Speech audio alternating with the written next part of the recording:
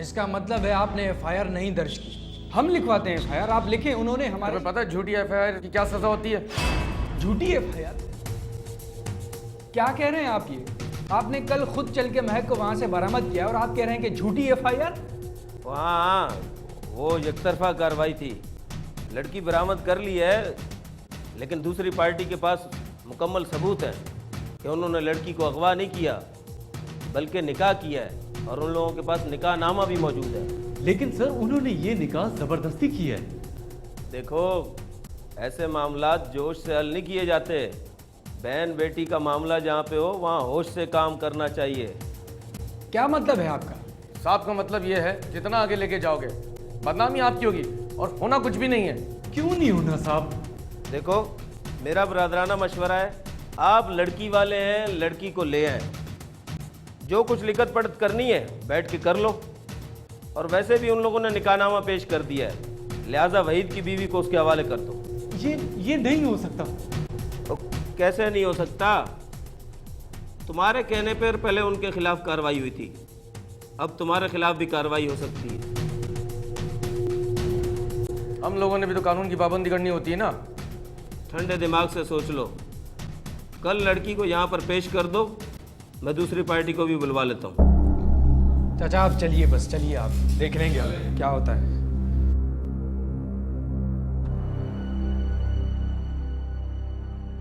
हाँ भाई, कुछ आएगा। पुलिस के तब्दील होने वाले रवैये से महक और उसके घरवाले काफ़ी परेशान थे। महक किसी तौर पर जो है वहीद को अपना शौहर मानने के लिए तैयार ना थी, जबकि उसके घर वालों का भी ये कहना था कि वो इतनी कम उम्र है कि इसकी शादी हो ही नहीं सकती। दूसरी जानिब पुलिस का ये कहना था कि वहीद के पास निकाहनामा मौजूद है और वो कानूनी तौर पर इसका शौहर है और जब चाहे वो उसको अपने साथ ले जा सकता है। इस बात पर इसके घर वालों ने अपने दोस्तों और दीगर लोगों से मशवरा किया।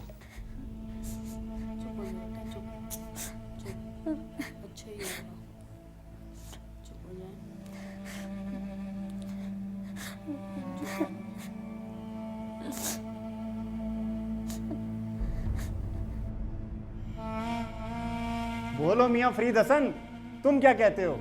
मैं अपनी बेटी की मर्जी के खिलाफ कोई काम नहीं करूंगा। अब्बा मैं नहीं चाहूँगी इन लोगों ने मुझे मारा, मेरे बाल काटे हैं। लेकिन पुलिस का कहना है कि महक वहीद की कानूनी बीवी है। मैं तो कहती हूँ आप मानो या ना मानो, पुलिस वालों ने रिश्वत खाई है। रिश्वत खाई हो या चाहे कुछ और, हम नहीं भेजेंगे बच्ची को। हराम मुंह लगा हुआ है, इंसाफ तो रहा ही नहीं इस दौर में। आप ठीक कह रहे हैं, लेकिन अगर हमने महक को पेश न किया तो पुलिस कोई कार्रवाई कर सकती है। लेकिन वो कमबख्त तो उसके साथ मिला हुआ है। इसमें जज्बात में आने की ज़रूरत नहीं है। मेरा ख्याल है हमें थाने से ऊपर कोई बात करनी चाहिए। मेरा मतलब है एसपी वगैरह से मिलकर कोई बात करनी चाहिए।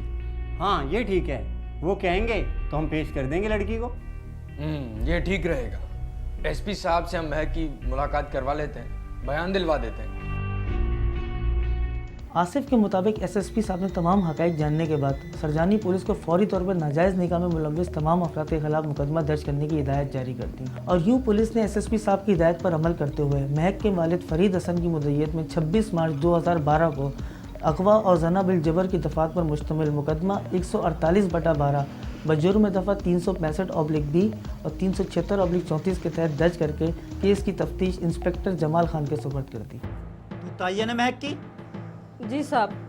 बोल, कितने में बेचा तूने महक को?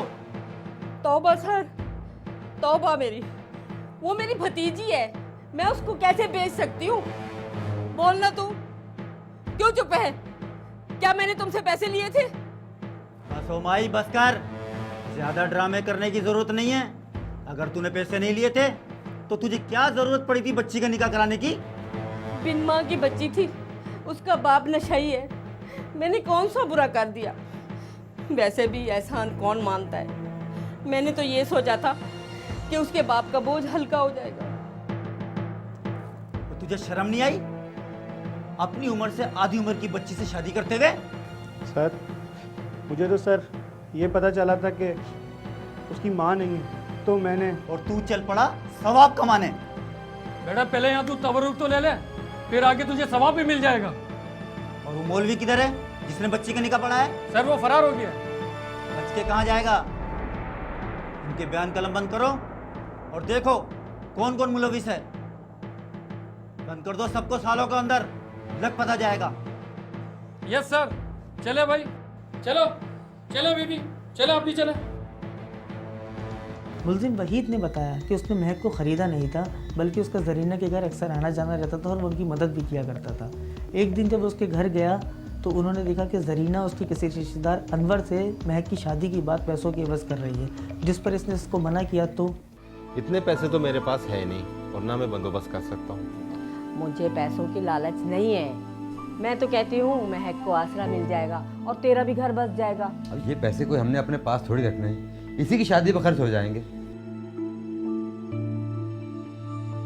ये किसकी शादी की बातें कर रहे हैं आप लोग? अरे इनके भाई फरीद हसन की बेटी महक की बात कर रहे हैं। अच्छा अब तू जा, मुझे जल्दी जवाब दे देना वरना मैं कहीं और कर दूंगी।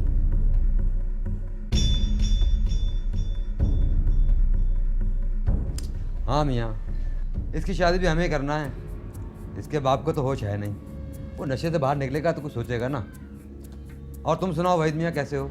मैं ठीक हूँ, मगर आप महक को बेच रहे हैं, ये आप लोग सही नहीं कर रहे। तुझे इतनी हमदर्दी है ना, तू कर ले। शादी करेंगे तो पैसा तो खर्च होगा। और तुम्हें तो मालूम है कि हमारे पास तो एक धेला भी नहीं जो शादी पर खर्च करें। बस हम तो ये चाहते हैं कि हमारे भाई का बोझ हल्का हो जाए। अरे मैं तो कहती हूँ तू कर ले, लड़की कम उम्र भी है, खूबसूरत भी है। लेकिन मुझे अम्मा से पूछना पड़ेगा पहले। तेरी अम्मा को मैं राजी कर लूँगी ना, आखिर तुमने शादी भी तो करनी है ना। आधी उम्र तो तेरी ऐसे गुजर गई है, कब करेगा? बेसहारा लड़की को सहारा देना वैसे भी तो नेकी का काम है ना। चलें ठीक है, फिर मैं अब अम्मा से बात करता हूँ। जो भी करना है जल्दी कर ले, वरना मैं किसी और को ज़बान दे दूंगी तो फिर मैं नहीं करूँगी।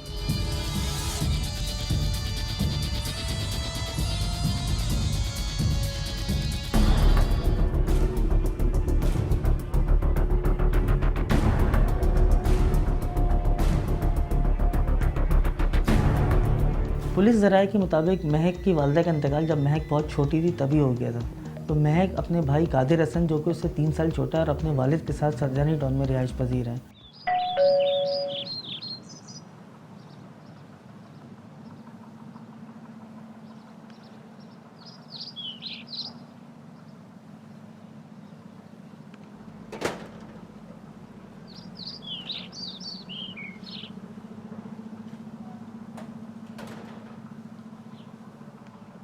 आज फिर तुमने स्कूल से आने में देर कर दी। मैं कब से यहाँ भूखा प्यासा पड़ा हूँ। चलो चलो जाओ जल्दी से मेरे लिए खाना लेकर आओ।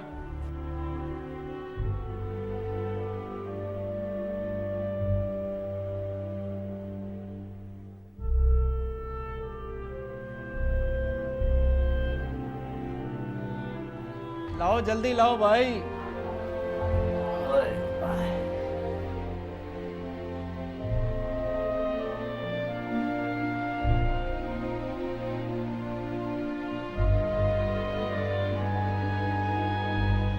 खुद तो तुम्हें किसी चीज का ख्याल है नहीं। घर में देखो इतना कचरा पड़ा हुआ है। चलो झाड़ू निकालो जल्दी से सफाई कर।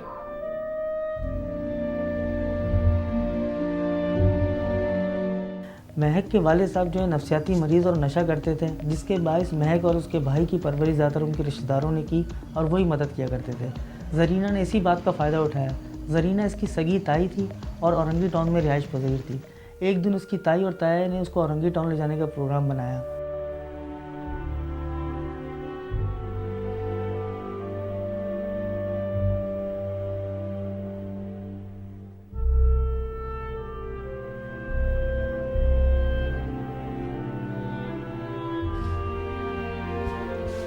बाजी भूख लग रही है, कुछ खाने को है? दोपहर को तो खाया था, इतनी जल्दी भूख लग रही है? दोपहर को ही मैंने आधी रोटी खाई थी। देखो खाला, दोपहर को जो सालन दे गई थी उसमें से बचा रखा है, वो ले ले। और सुनो, रोटी भी होगी, खा ले। अस्सलाम वालेकुम। अस्सलाम वालेकुम ताई। वालेकुम सलाम। ये क्या काम कर करके तुमने हशर कर दिया मेरी बच्ची अपना। छोड़ छोड़ झाड़ू, चला।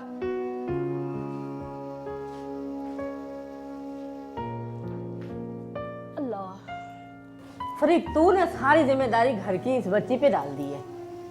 इसकी माँ मर गई, सबको अकेला छोड़ गई। अब इस घर की देखभाल ये नहीं करेगी तो कौन करेगा? तुम बताओ कैसे आई, और वो भाई का क्या हाल है? ठीक है, वो तुझे याद कर रहा था, इस तरफ आ रही थी तो कह रहा था महक को भी लेते आ जाना, 2-4 दिन हमारे घर में रहेगी तो हमारा भी दिल बहल जाएगा। तू चलेगी ना मेरे साथ? तेरा ताया भी याद कर रहा था। हाँ ताई चलूंगी। अस्सलाम ताई। वालेकुम सलाम। कैसे है मेरा बच्चा कादिर? सही है ताई। ठीक हो? अगर तुम इसे ले जाओगी तो इस घर की देखभाल कौन करेगा? तू है ना, संभाल लेना। वो कादिर भी तो है। अच्छा, अब मुझे जल्दी है, सलमा खाला का भी जाना है। सही है, चल बेटा, मैं चल कपड़े निकाल, देर हो रही है।